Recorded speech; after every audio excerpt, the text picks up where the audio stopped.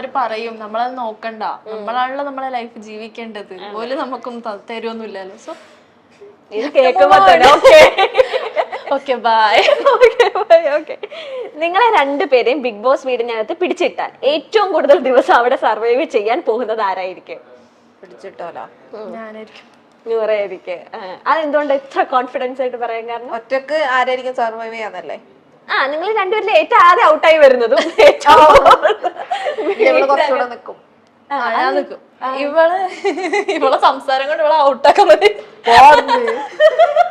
തെറി വിളിച്ചിട്ട് ആൾക്കാരെ ഇവക്ക് അങ്ങനൊന്നും പറ്റൂല. ആരെങ്കിലും എന്തെങ്കിലും ഇങ്ങോട്ട് ഇപ്പൊ കുറ്റാവട്ടെ എന്തെങ്കിലും നമ്മളെ പറ്റി ബാഡൊക്കെ ആയിട്ട് എന്തെങ്കിലുമൊക്കെ വന്നാല് അത് എന്താന്ന് മനസ്സിലാക്കിയൊന്നും കൂടി ഇല്ല, അപ്പം തന്നെ കയറി ഞാന് റിയാക്ട് ചെയ്യും. യുനോ അത് അതിന് അവകാശമൊന്നുമില്ല, അപ്പൊ റിയാക്ട് ചെയ്യും. അതാണ്. നൂറൊക്കെ അങ്ങനെ പ്രശ്നം കുറച്ച് കാമായിട്ടാണ്. കാമായിട്ടേ അവള് ചാടിക്ക് എന്നെയും പുറത്താക്കാൻ മതി.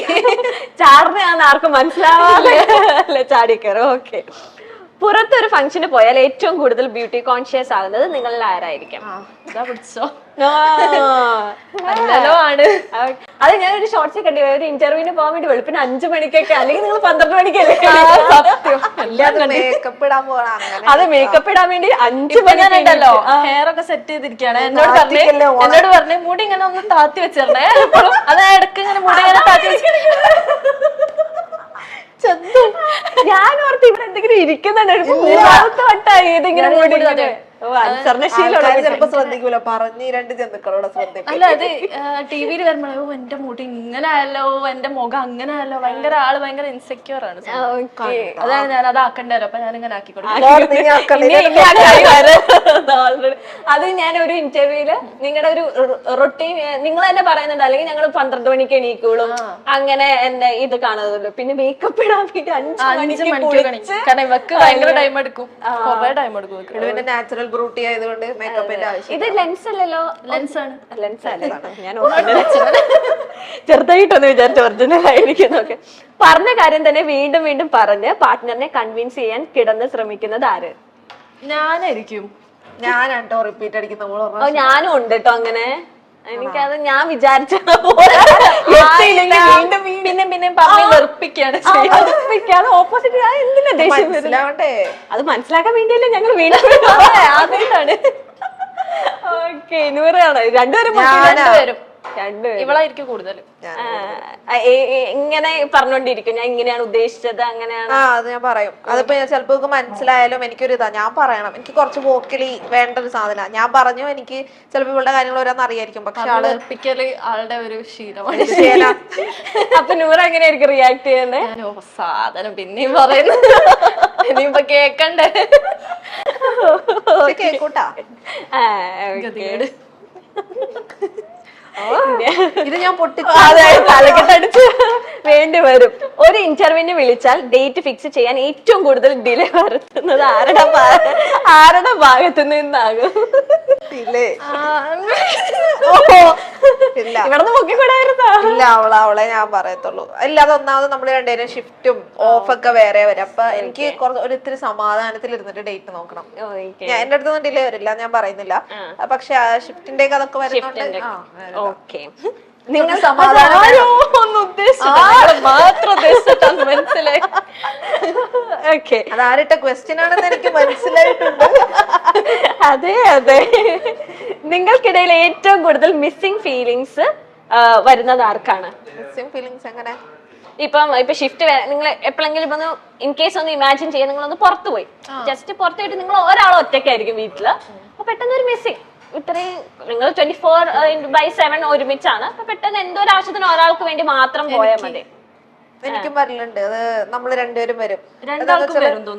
അത് ഒരു ടൈം വേറെ പ്രൊജക്ട് ഒക്കെ വേറെ ആയിരുന്നു. അപ്പൊ ആ ടൈമിൽ ഇവർക്ക് കുറച്ച് അധികം time out of shift work ചെയ്യേണ്ടി വന്നിട്ടുണ്ട്. അപ്പൊ അങ്ങനെ വരെ ഞാൻ പറയുന്നത് ശരിയല്ല, ടൈം കിട്ടുന്നില്ല, അപ്പൊ അതൊന്ന് മാനേജ് ചെയ്യാൻ പറഞ്ഞു. അപ്പൊ എനിക്ക് അന്ന് അപ്പോൾ അത് മാനേജ് ചെയ്ത് പിന്നീട് എനിക്ക് എന്റെ പ്രൊജക്ട് പറഞ്ഞു, എനിക്കും കുറച്ച് വർക്ക് കൂടി പറഞ്ഞപ്പോ ഇവിടെ എന്നോട് പറഞ്ഞു. അപ്പൊ അത് രണ്ടുപേർക്കും വരലുണ്ട്. ഓക്കേ. നിങ്ങളിൽ ഏറ്റവും കൂടുതൽ പൊസസീവ്നെസ് ആർക്കാണോ ഉള്ളത്? ഓൾറെഡി രണ്ടുപേർക്കും കൂടുതൽ. മുന്നല്ലേ ഇപ്പൊ ഇല്ലേ? ഇപ്പോഴും കുറച്ചൊക്കെ ഭയങ്കര ഇതിലില്ല. ഈ പൊസസീവ്നെസ് ഇങ്ങനെ എക്സ്പ്രസ് ചെയ്യണം എന്ന് ആഗ്രഹിക്കുന്ന ആളാണോ നോറ? പാർട്ട്ണറിനെ ഇല്ലേ? എനിക്ക് അങ്ങനൊന്നുമില്ല. എനിക്ക് കുറച്ച് ഫ്രീഡം ആഗ്രഹിക്കുന്ന ആളാ.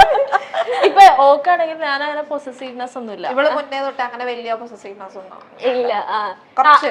ആഗ്രഹിച്ചായിരുന്നോ നൂറയ്ക്ക് കുറച്ച് പൊസസീവ്നെസ് എന്നോട് ആകാന്ന് അങ്ങനെ എപ്പോഴെങ്കിലും തോന്നിയിട്ടുണ്ടോ? ഞാൻ അങ്ങോട്ട് പൊസസീവ്നെസ് ഇട്ടിട്ട് എനിക്കത് ആലോചിക്കാനുള്ള നേരം കിട്ടിയിട്ടില്ല. സത്യം.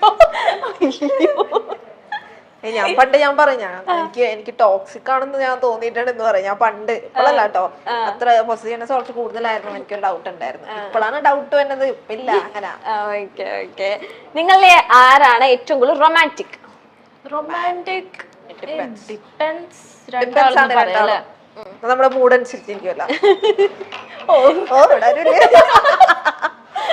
അത്രക്ക് വേണ്ടായിരുന്നു. നൂറ പറയുന്നത് നൂറയാണ് എന്നൊക്കെ. രണ്ടുപേരും ഡിപ്പെൻഡ് ചെയ്തിരിക്കും. ഇങ്ങനെ എന്താ കാവ്യാത്മികമായി ഇങ്ങനെ ആർട്ടിഫിഷ്യൽ ആക്കി അങ്ങനെ കൊളമാക്കി ചെല്ലുന്ന ആർട്ടിഫിഷ്യലാ. അതായത് കൊളാക്കി നമ്മൾ ഓവർ ആക്കി ഇങ്ങനെ കൊളാക്കുമല്ലോ. അങ്ങനെ വെളുപ്പിക്കും. അത് വെക്കാൻ റൊമാൻറ്റിക് ആയിട്ട് വെറുപ്പിക്കും. അങ്ങനത്തെ ഒരു സ്വഭാവം ഉണ്ട്. എനിക്ക് എന്തെങ്കിലുമൊക്കെ ഇങ്ങനെ ഇങ്ങനെയൊക്കെ ചെയ്തോണ്ടിരിക്കും. മെസ്സി ആക്കും അല്ലെ? ഉള്ള റൊമാൻറ്റിക് നമ്മുടെയും പോകും. സത്യോ വന്നാൽ അത് പോവുകയും ചെയ്യും. ഞാൻ നിങ്ങളുടെ കുടുംബങ്ങളൊക്കെ ക്യാമറ വെച്ചിട്ട് ഒരു ചെറിയ ഡൗട്ട് ഉണ്ട്. ഏറ്റവും കൂടുതൽ വൃത്തിയുള്ളത് ആർക്കാണ്? എനിക്ക് തന്നെ. അയ്യോ ഞാനല്ല, അവളാ. യോഗ്യതയാണത്. ഞാൻ അവളാ വിചാരിച്ചതാ. ബെസ്റ്റ് കുക്ക് ആരാണ്? ഞാൻ എല്ലാം നൂറയാണ്. വയ്യാണ്ടാവും പണിഷ്മെന്റ് കിട്ടുമ്പോ. Best fashion stylist? ഷോ എല്ലാം നൂറയാണല്ലോ. എന്നെ പറ്റി നിങ്ങൾക്കൊന്നും അറിയണ്ട. അല്ല ചോദിക്കുന്ന ഉത്തരവൊക്കെ ഇതൊക്കെ ഇപ്പൊ എന്റെ അടുത്തൊന്നും ഞാൻ തന്നെ ഇറക്കുന്ന കേട്ടോ. കുറച്ചൊക്കെ ഇവിടെ തീർച്ചയായിരുന്നു.